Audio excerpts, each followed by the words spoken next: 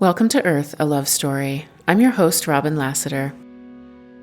On this episode of the podcast, I speak with artist Andrew Schlechten. Andrew is a young creative trained in design and fine art photography at the University of Colorado in Boulder. Andrew reached out to me a couple of months ago after hearing me on Mike Clelland's podcast, and we chat about Mike a bit in the first few minutes of this conversation. And then I checked out Andrew's work and heard him speaking about beauty and the necessity for an education in aesthetics, and felt drawn to explore these concepts more deeply. For some reason, the lifting up of ideas and ideals around beauty and aesthetics felt connected to moving from evolution through suffering to evolution through joy and creativity. Okay, there's so much to get into about this, but before I do, a little bit of housekeeping. So I will be taking some time away coming up in May to focus on creativity and spiritual practice and getting aligned with a new way of being in the world in the face of what's unfolding around us. This is in line with my experimenting with the honeycomb matrix, where I am focusing on where I place my attention and the quality of my attention. And as you know, if you've been around here for a while, I am not turning away from the truth of suffering on the planet, the truth of what's happening politically, the truth of the burning world. None of this is about putting blinders on, the opposite, in fact. I am carefully choosing where to place my attention in order to be deeply resourced to meet these changing times with resilience and strength, and with the courage inside of myself to trust that I can work with others to create something altogether new. This is, as I've said before, an attention economy. Our attention is constantly being vied for, and attempts to capture it are happening all the time. So I'm experimenting with taking that back, taking my attention back, and I'm also operating loosely around this idea put forth by fellow dome lover, Buckminster Fuller, who said, "You never change things by fighting the existing reality. To change something, build a new model that makes the existing model obsolete." And of course, that's not to say that activism isn't important and being engaged with the world isn't important. If that's your jam, please do it. We need that. It's more like, for me, I can't meet fight energy with fight energy. So I am looking towards, I'm literally paying my attention to joy, beauty, resilience, resourcing, community gathering and building, and creativity as my way of engaging with the apocalypse, the unveiling, the revealing, the revolution, like evolution, like revolving, like the turning of a great wheel. So, all of that to say, I'll be gone much of the month of May, and I won't be taking new clients or having discovery calls during that time. But if you do want to get on the waiting list for that, I will have a way to do that on my website so that when I return, I'll reach out to you and we can get those things booked.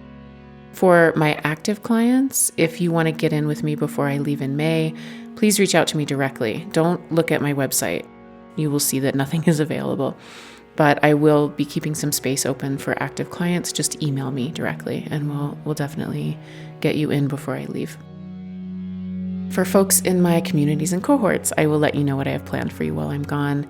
And I gotta say, this is all a bit edgy for me, to be honest. I don't know what will happen when I step away from the endless stream of doom scrolling that's available 24/7, and also from this sense of urgency that seems to be permeating.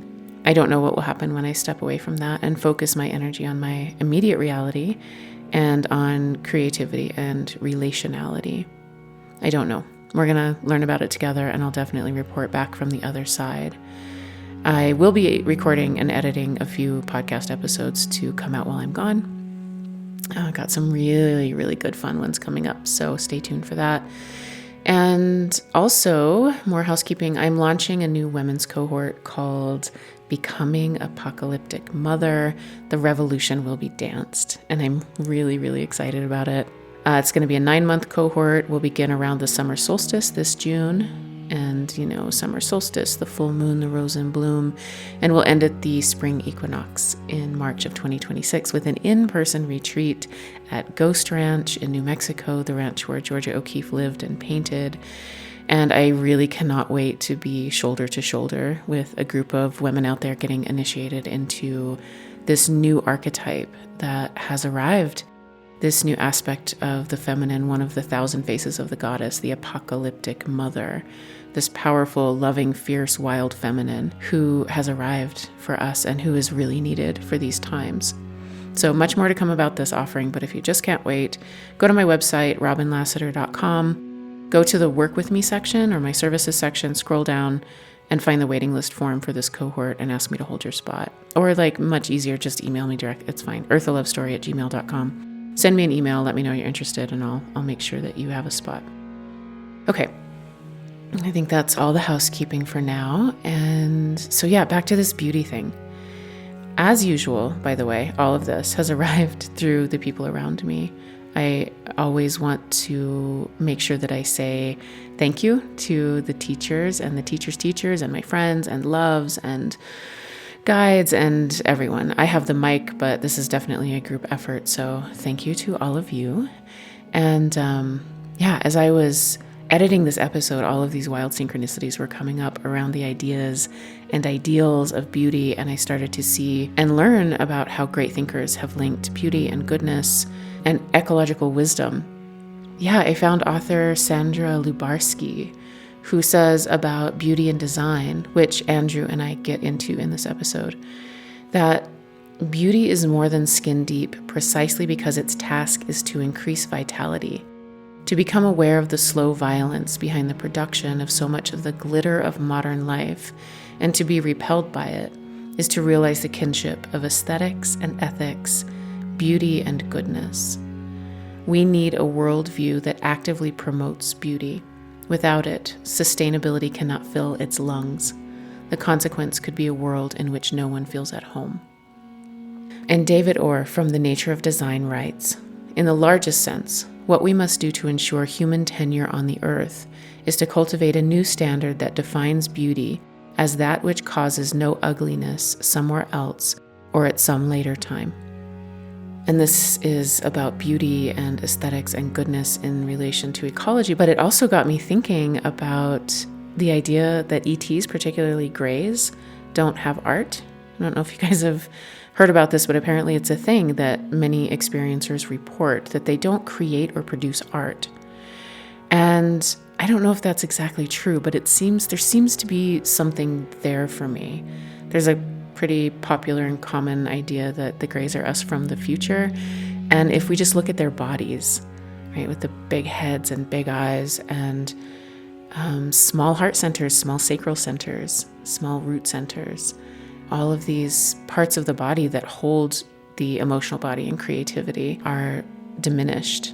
And there's this idea that they come to us through abduction, through the hybrid program, in order to reclaim some aspect of humanity that has to do with this very vital thing, this very special thing that's very human, that is about creativity and humor and sex and art, the core of what makes a human.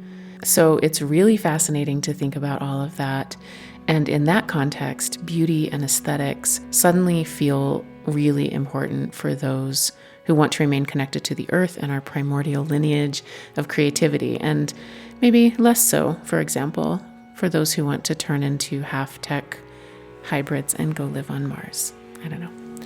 Again, can we turn away from the overculture and find a way to be humans on this planet, to express our full humanness, and to bring back the best of the past, the best of our sort of ritual, symbol-steeped selves, and integrate all of that into a beautiful, good, healthy future for ourselves and for the planet herself? Can we do that, please? I would really like that. I was also thinking about this teacher that I had who used to talk about what she called the plastic spring. This unnatural, static, concrete ideal of what a woman is supposed to be, which is the maiden, forever young, smooth skin, flawless, pretty.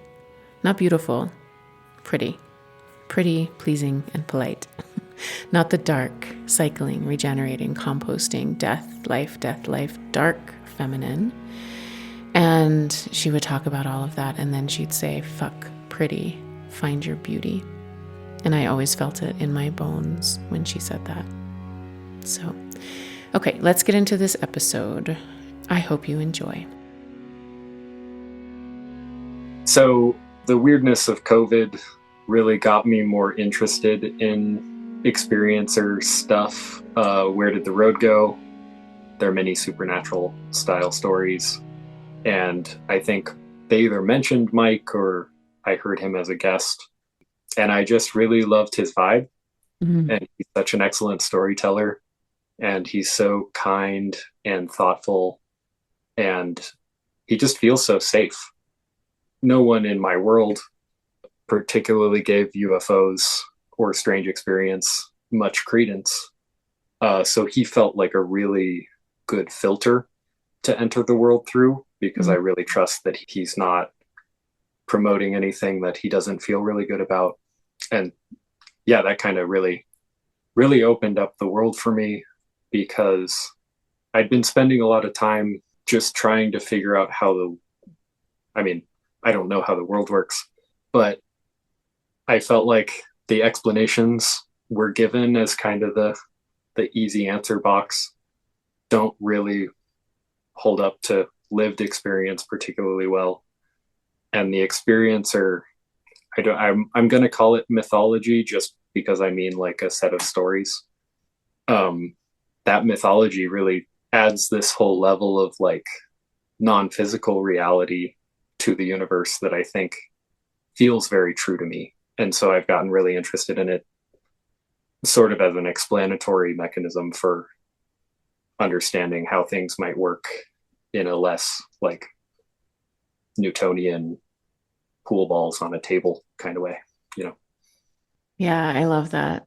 And I love that you're bringing in Mike because he's so great. He was the art designer for my book, and he also sort of took me under his wing when I was coming into this world and panicked and overwhelmed. He reached out to me, and so he's fantastic. And I think this is a Mike Mullen quote, is that, if you start talking about UFOs and don't get to consciousness within the first like 10 minutes or something, then you're kind of in the wrong conversation. And so I love that. I love that you're hearing that in experiencer stories and that's what's drawing you in and resonating. Cause that to me is the juice and the gold of this sort of emerging culture that is coming into the world. So I will tell you, I think you reached out to me just because you'd heard me on Mike Clone's podcast, and then I just checked out your work, and kind of unusual for me to do this, although it's becoming more common that I hear a resonance in someone's voice and I'm like, oh, that person's for the podcast. And it's just very clear to me and I trust it and I don't know why, but there is something, and many podcasters talk about this and experiencers talk about this, that there's sort of a resonance that is put into the world that people respond to. And it's sort of how we're finding each other in this new landscape. And so that's why I asked you to be on the podcast. And also because of what you were talking about. I saw that you were an artist and I heard you, I don't even know, it was probably a 15-second reel or something, but talking about beauty and the necessity for beauty and the necessity, I believe, and please, like, get all into it and tell me what it really is. But what I heard was how it's a good idea to have an education around beauty and aesthetics as part of like a fully rounded human. And as people who've been in my podcast and working and in my work for a while know that a big part of it is about moving from evolution through suffering to evolution through joy and creativity. That was this big mouthful that these beings that visited me gave me. And that's been my journey. And as I'm moving into evolution through joy and creativity, when I heard the word beauty, it just rang, something in me. And it made me think about the spaces that I've been in where beauty is highlighted and centered, and what that does to the body and what that does to the nervous system and to creativity and to relationality and all of these things. So that's what I'm hoping you will get into. And I kind of want to give you just this free range because I felt like I saw the tip of the iceberg, but you have this in you. It's like this is something you have in you and that you know about and know how to talk about. So I kind of just want to give you space to like lay it all on us. Yeah, I will rely on you to like keep me on track a little bit because it's yeah, it feels like one of those things that just there's an infinite number of directions to go with it. Hmm. But kind of as a metaphysical groundwork to lay, are you relatively familiar with like the hermetic element structure of the universe?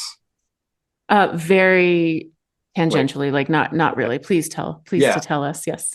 So this is not me claiming that this is some kind of like physical reality, but it feels like a very useful kind of intellectual framework to look at the world.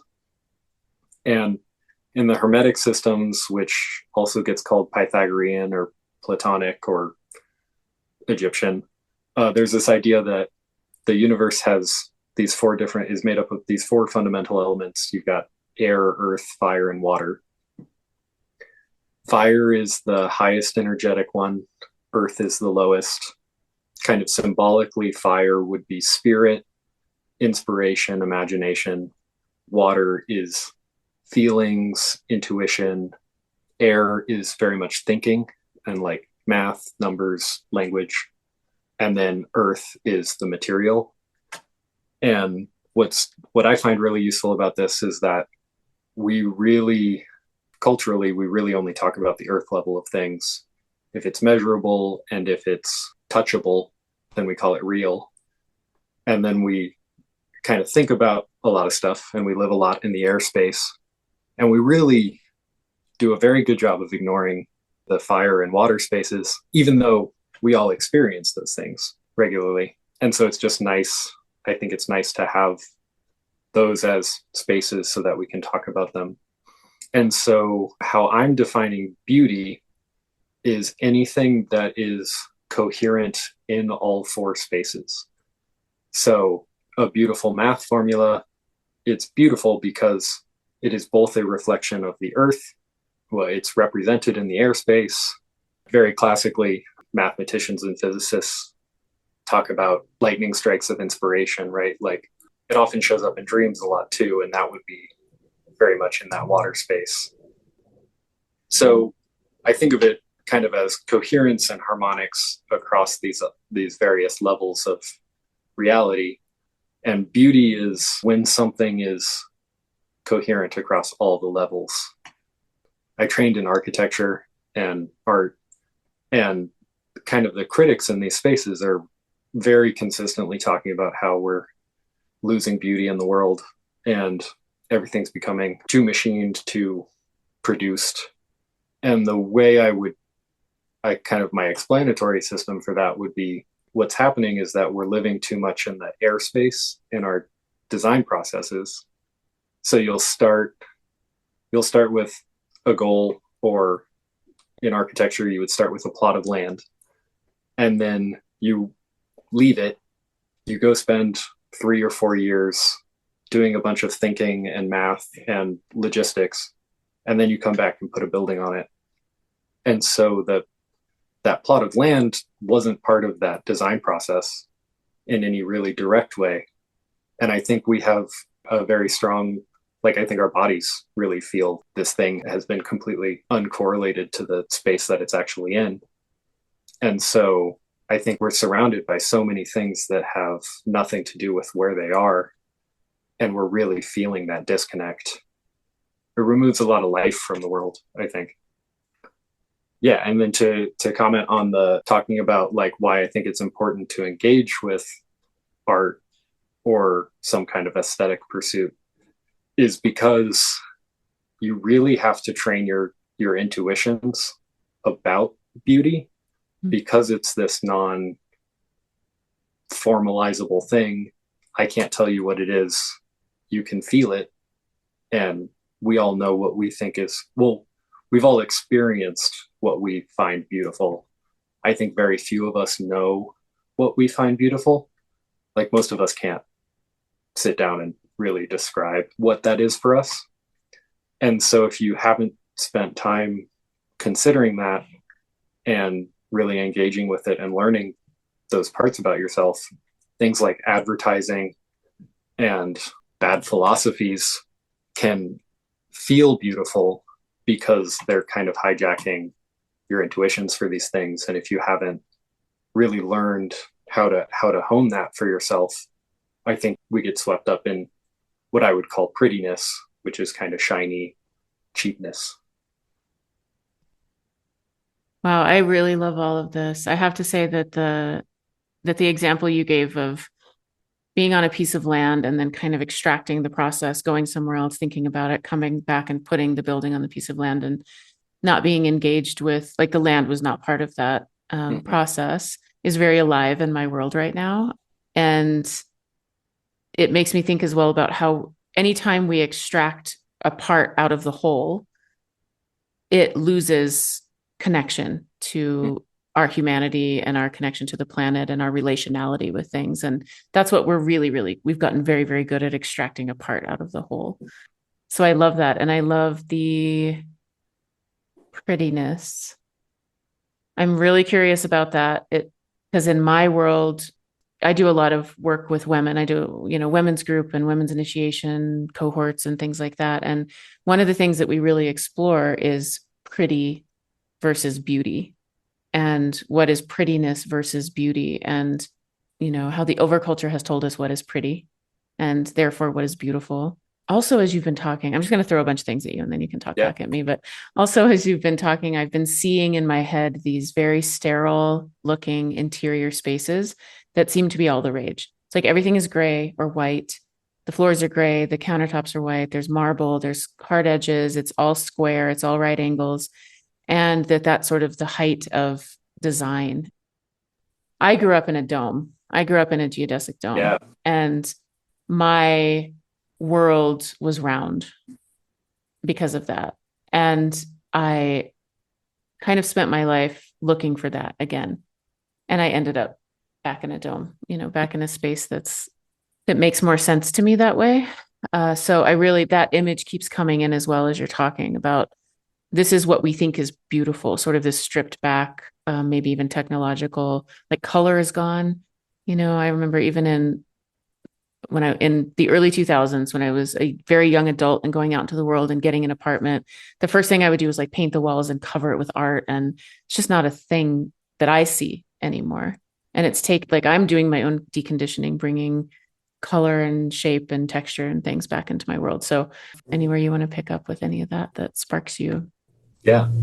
Well, I just as a throwaway, the dome thing was another thing I caught because Buckminster Fuller has been a huge influence on me.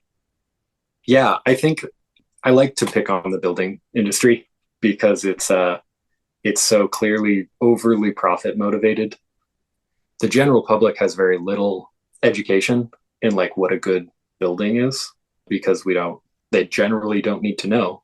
But especially as the housing market is going in these insane directions as it has the last couple of years, it's really clear to see how disconnected value has come from like cost, right? Like things are way more expensive than their actual value. And it's so trend based.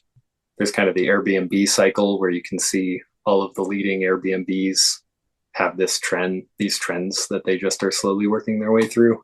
And then that gets reflected at like American Furniture Warehouse or whatever. Yeah. So I think having some history of having made things and really explored what you want the world around you to be from within yourself, you build up significant tolerance to just getting swept up in these trends. And then you actually live in spaces that are good for you because trends can be cool. I've certainly been caught up in trends. There's nothing wrong with that unless you're sacrificing the truth and the health of a space as it should be for you at the expense of social alignment. It's an important way to like learn how you need to be oriented to the world as opposed to how you're being told you should be. Talk about what it means to be in a space that is healthy for you or good for you. Mm-hmm. Yeah, I think joy, beauty, and love all feel very tightly intertwined to me. I think that's really what it comes down to is learning a space is going to make you feel good or bad as a general over exaggeration. because obviously everything's going to be somewhere in the middle there. But on the whole, if you're living in a space that is making you feel bad, then that's going to be detrimental for your life, right? We don't give art and like the language of art enough credit because I think that's all about, in the same way that all of our bodies have different proportions and we're all built slightly differently, everybody's expression of something is going to end up being different. And so the art that's going to resonate with you isn't necessarily going to be the stuff that resonates with everybody else. And in the same way, a building that feels good to you, that feels healthy, is going to be different depending on who you are, where you're from. There's all of lived history and then all of your genetic history that's going to have various amounts of influence on that. And it's too complicated to really formalize, and you really have to learn how to feel it. Yeah, I love the word feeling. That was what I was going to ask you next, is as you're talking about this and as I'm exploring it in myself, of what does it mean to find what is beautiful to me and what beauty is to me, and what is the medium that I use to do that. And it feels like it would be the body. So I'd love for you to talk about how do we do this? How do we find out what is beautiful to us? Yeah. Well, so let's go back to the elements, because I think kind of culturally we recognize air and earth. Those are things that culturally we say are real. But feelings, and I'm going to call fire imagination. I think other people who live in these spaces may not totally agree with that as the box, but that's kind of the way I think about it. We consider feelings or overculture. Actually, I think I like that term because it does feel like that kind of top-down archon thing. The overculture tells us that our feelings are subjective and therefore not real. And that's pretty clearly wrong. I mean, like, your emotional state has a lot to do with how you present into the world. And your environment has a huge impact on your emotional states. And a little bit of like neuroscience I like to use to ground this is there's a book called Descartes' Error, which is a neuroscientist who's doing research into prefrontal cortex damage. And he had a patient who had his prefrontal cortex, which is kind of your decision-making rationality center. People think of it as what humans have that other animals don't have generally. It's very much that air thing. He has this patient who has significant damage, or it's disconnected, so that part of the brain is still functioning, but it's been kind of severed from the rest of the brain. So he can still think, but he doesn't have access to his emotional states in relation to his thinking. And this neuroscientist gives this anecdote where he asks him when their next appointment should be. And this guy spends over an hour trying to figure out which date and time is going to be the best for him, because he has no access to his emotional state. So he has no access to his preferences. And so he can't make a decision because in a space of pure logic, all of those dates and times have the same amount of pros and cons, because you don't know what your body is telling you is important about it. And so that feels like a very important level of it for me, where it's like paying attention to positive and negative emotional states in relation to the spaces you're in, the images that you're consuming, to really find what's resonating with you versus what's distancing you from yourself, right? And then on the fire side, again, I think there's kind of this cultural rejection of imagination. We say, oh, that's just in your head. That's just your imagination. And I like to make the point that what isn't in your imagination? That is the first line of filter between the external world and the internal world. The world around you does not look how it looks to your imagination. It's run through this kind of icon set. So like you see a fan and you say, oh, that's a fan. Mm. But if you were looking at it as an object, it wouldn't make a whole lot of sense necessarily. So that has a whole other level of it too, where the symbol set that you're using to filter the world around you has a huge influence on how you interact with it. And so deciding how you imagine the world to be is going to have a big effect on how you experience the world. I mean, for me, it's significantly more interesting to decide that the world is full of miracles and magic because then I get to experience those things, which is a preference I have. I can't tell everybody that that's what they want. I think there's lots of people who would rather live in the kind of Newtonian cause and effect space because it's very practical and it gives them a lot of leverage over the environment and they can go to work and eat a hamburger and do all those things. So three things. One is that I'm a big also champion for the imagination and what that means and what we think it is versus the potential and the reality that it seems to have. What I listened to a talk at the Archives of the Impossible conference at Rice University, which go if you have a chance. It's really great. Jeff Kripal puts it on.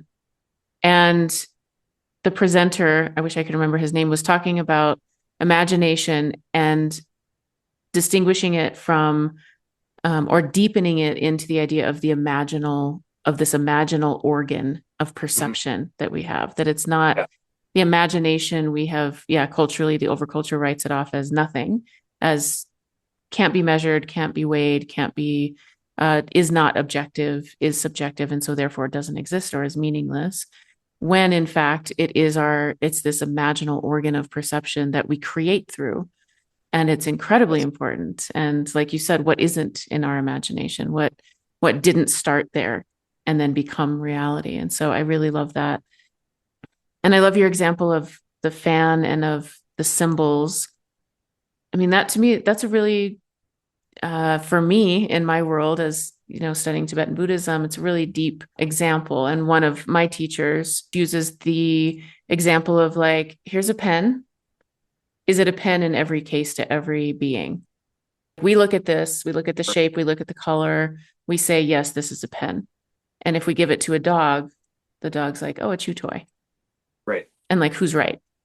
And that this shape and color and symbol have no inherent isness, and that we put our perception of what it is on top of these shapes and colors. And so I love that. And so of course it's, as you're talking about this and as I'm examining my own idea of what beauty is, I'm realizing that I have that I had this belief that I didn't know that I had until I'm listening to you speak, that I need to figure out what beauty is as if it's something out there that everyone agrees on, that I just need to learn what is the thing that everybody agrees on so that then I know what beauty is. And as you're bringing this, it's like, oh no, that's not it. That's not it. That of course it's completely subjective. And as I was exploring that and as you were talking, I felt a big opening there. It's like, oh, it's like fun and exciting curiosity coming in. How does my body feel with this? And what spaces have felt really good to me and why? And actually I wanted to bring up, I'm going to ask you to remind me the story a little bit because I heard it when I first reached out to you a month ago or whatever. I think it was out of body, and then you met entities and they showed you the like hexagram or hexagon grid. Would you remind me that story a little bit? Yeah, that's great. Honeycomb matrix is what I called it, and what seemed to be the natural name for it. They took me out of body. It's a big, long story, but went way up into space, and they gave me this sort of contained line of light and sound. And I took it and I kind of put it in my body. And then I was in my bed sideways, weirdly. And I woke up and it was very hard to open my eyes, and the room was weird, and flicked on my lights. My lights didn't work. And I looked to my left, and where I looked was what I call the honeycomb matrix. So it was this hexagonal grid.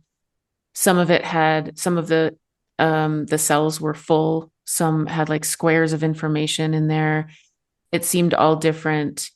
I turned away from the left and looked to my right, and then it disappeared over here and appeared over here. So it appeared where I placed my attention and awareness. And then the wall in front of me disappeared, and these four beings walked in, and they said, we're showing you behind the scenes. And they telepathically did air quotes, like, we're showing you behind the scenes of your reality. Reality changes based on where you place your attention and the quality of your attention. learn to use the operating system of reality. And that was the big download all the information, and then they left. And total ontological shock, had a really difficult time Yeah. integrating that. Yeah. But as it's been, it's been a few years now, and these things, for me, I have the experience, and then it comes through over time, it deepens, and I have more of an understanding of it. It makes a lot of sense to me, and has to do with kind of what we're talking about in the imaginal organ. And is this a pen or a chew Hmm. toy? Seems to fit in really well with all of that. Yeah. Yeah. And I love that two sentence, and you're going to have to say it again because my brain won't hold on to it. Attention and awareness create reality. Is that what it is? Where you play, so the two big Where? words, it took me like 3 years to get it. Mhm. It's the two big words are where and quality. So where you place your attention and the quality of your attention, reality changes based on that. Right. That's a really wonderful alternative to the sort of pop new agey you create your reality thing, because it is that recognition that there's something there, but it's how it's presenting itself to you is what's changing. It's not like you're creating it out of nothing, which I think is just a little more useful as a position with it. I wanted to tell you about a synchronicity I had right after I heard you tell that story. It was the next day or 2 days later. I had a friend visit me in my studio, and they mentioned they had their friend had a son. They were at their house the other day, and he came downstairs and he goes, "Did you know there's a hexagonal grid in your eyeball?" And so I looked it up, and your fovea, which is the part of your retina that has the highest concentration of rods and cones, so it's the center of your vision, is laid out in a hexagonal grid. And it just felt like a very fun kind of wink that was like, "Yep, this is the right direction to be moving in." That's great. I did not know about that in the structure of the eyeball. That's really fascinating. And I love a good synchronicity. So, on that note, I grew up with my dad telling my sister and I about the golden mean, the golden ratio, Mm-hmm. the spiral, the hexagon, as this sort of perfect shape, this very efficient shape. And so, what do you like? How do you link this idea of a personal idea of beauty that comes through your own filters, even genetic history, all of these things, with the idea of something like the golden ratio? Mm-hmm. So I'm very platonic in the sense of I think there's sort of an ordered system that the universe is sitting on top of, and we're kind of reflections of that. And so things like the golden ratio, and I mean, most geometry and then math in general does feel like some kind of description of at least the structure of the universe to me. I tend to think in metaphor because I don't do enough math to have any like really coherent theories. But the way I think about it is like with color. So we all experience color, but very quickly talking to other people about color, we all discover that we have very different experiences of color, more alike than different, because we generally agree yellow, red, green, blue, but specific shades will go off the rails really quickly. But at the same time, there is a very physical, measurable thing going on with color, right? Like those are real wavelengths of light that we can identify. But if you do ever look at kind of a scientific diagram of where on the spectrum each color is, they tend to be different. There's no standard. It's an experience that we are describing to each other. And so it is this very nice kind of very wishy-washy space of it's both objective and subjective. And so it's a safe thing to talk about in the current milieu because nobody's going to tell me that it's not real. And so I think the golden ratio kind of falls into something like that. It must have some external truth to it. And I'm going to guess that there's something about the way our bodies are structured that aligns us to that ratio. I mean, we see it all over the place in natural growths, like your bones land ish on it, trees follow it. So it's some kind of organizing principle, I think. And then so if we're going to kind of correlate beauty and health, I think it kind of describes to you that the history of this object is healthy Mm, because it's had the opportunity to follow this larger scale organizing principle versus having some kind of deformity that might indicate that it'll make you sick. right. It's something that is beautiful to us, not because of some inherent beauty that it has, but because we are tuned to it in a particular way for a particular reason. And that makes sense. Yeah. I also thought about like credit cards, cigarette packs, cereal boxes. Like all of these are often they're all the golden ratio. And how interesting. Right. Yeah. And to go back to that, having the aesthetic training thing, if you're not familiar with that ratio and you're just consuming this image of a credit card or a cereal box, you're having that natural attraction to it without understanding that this was designed by a person. Probably this was an intentional choice they made to get you to be attracted to this object. And so it's sort of a hijacking of beauty, right? Or leveraging, to be a little more good faith about it. I do think advertisers are pretty unscrupulous about their willingness to kind of hijack our natural inclinations. So there was a question that arose in relation to that, the aesthetic education and not knowing. I mean, it's also making me think of walking through the grocery store and seeing all the colors and Mm-hmm. like where it lands in terms of height, Mm-hmm. with the eye Right. and so many things like that. Yeah. Reels are down at kid height. Yes. We talked about it a little bit, but it seems I think I'm still wondering, Mm-hmm. if somebody wanted to start engaging with discovering what their idea of beauty was or getting this aesthetic education, what would that look like? I think there's a lot of levels to it. I mean, if you're interested in art, taking some kind of art history class, I think will be huge for a lot of people. It is full of symbols. That's been the symbol set for the last 2000 years for Western culture. And if you've never engaged with it, you'll find out very quickly that these things that live in your world pretty regularly that you thought are arbitrary have deep histories and have been used in very specific ways for a very long time. Can you give an example of that? Let's see, what would be a good example of that? We'll use some of the American iconography. So like the eagle very traditionally represents freedom, specifically freedom of thought, because eagles fly through the air, which is the element of thinking.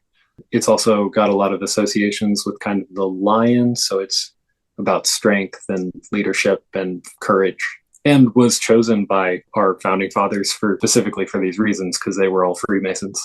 And I'm going to make the leap that your audience is probably more interested in maybe esoteric traditions than more mainstream art history. So looking at the Freemasons, looking at alchemy, any of the magical traditions will teach you a lot about those symbol sets because basically all of the big artists through the Renaissance and earlier were all occultists. So they were using the same basic symbol set. Yeah, I'm remembering, I don't know a lot about this, but I'm remembering little snippets like how ancient, even beyond, 2000 years ago, but how ancient the symbol of the spiral is Mm-hmm. and what that might mean to our bodies and psyches in ways that we don't even consciously know. Mm-hmm. A lot of this stuff did arise pretty organically and have just been carried through on these traditions. And it's a very exciting moment right now. We have access to ancient texts on levels that like 20 years ago wouldn't have been possible. So you really can go back to very early source texts and find out how these symbols are being used, which is pretty cool. Yeah, we have all of human knowledge and history in our pockets, every single one Yeah. of us. And I don't know, was a comedian was like, and we use it to look at cat videos, but we could Right. also use it to, Right. educate ourselves on beauty because Mhm. it's as empty as the pen and the chew toy. Right. This technology, this phone that we have can be used for all Right. sorts of things. Yeah. Well, quality of attention for sure. Right.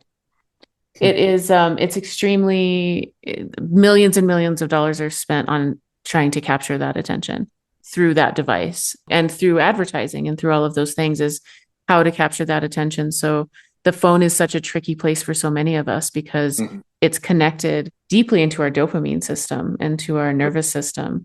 And so when we go looking, I think having ourselves really grounded and having a lot of spaciousness and intentionality, which pick a day and I'll fall on a spectrum of, Oh, being absolutely. able to do it for 5 minutes or being able to like immediately lose myself in some ridiculousness. But we do have access to all of that, which is Yeah. beautiful. Yeah. Yeah. To continue that thought, if it feels too daunting to go do research too, I think it's huge to just sit down and make something. And it can Mm, be a sketch, it can be go find some beads that you like and make a necklace. I mean, any kind of craft, anything that is going to be you pulling something out of your imagination and bringing it into the physical is as magical an act as we can do. And it will teach you a lot about how things come into being, but also what you like, what you don't like, what's worth putting effort into for you. I think it's really important to really settle into that's a very cool thing, but it's not mine. And I can just appreciate that it exists and somebody else is doing it instead of needing to like grab it, you know? I love all of that. That's, Stuart Davis, who was my guy for a while, my mentor, my teacher, talks about creativity as the primordial human lineage. Like that's our primordial lineage is creativity. Yeah. And when I do work with clients and we do past life regression or meet the guide session or some sort of guided journey session, my instruction to them is, within 24 to 48 hours after that happens, move it through the body somehow. Write it down or draw it or dance it or speak it or sing it or, do something so that it comes through the physical body. And humans are incredibly, like we are creators. We create something from nothing through that avenue of the imaginal organ.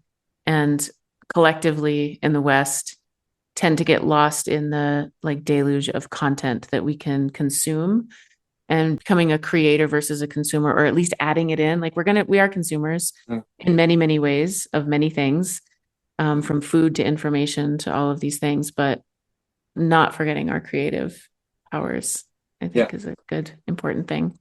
Yeah. I think keeping the wheel spinning, right? Like consume, but then digest and then release. Mm-hmm. Art is a process for the artist. It's a digestive nutrient extracting process.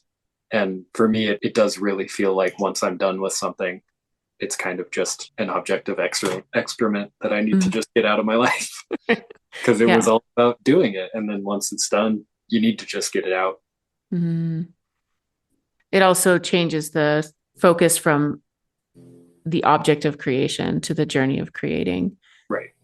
All of this, many of these things and much of our conversation feels like something that I talk about a lot, which is this deconditioning from the overculture.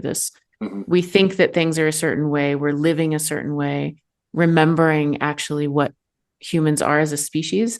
That's one reason I'm like I love this entire world of the paranormal and of the phenomenon that includes non-human intelligence and includes all of these other beings, because suddenly we are in relationship to something else. There's that other who looks and acts and does like that. Who are we? We can see ourselves suddenly in relation to the other. And I think who we are as a species is incredibly creative and not nearly as like brutish and warlike as we're told, actually. I completely agree. Yeah. Yeah. I think we tend to be animals when we're living in fear. But as soon as we're given the opportunity to feel safe, I think we're incredible creatures. Yeah. I love that.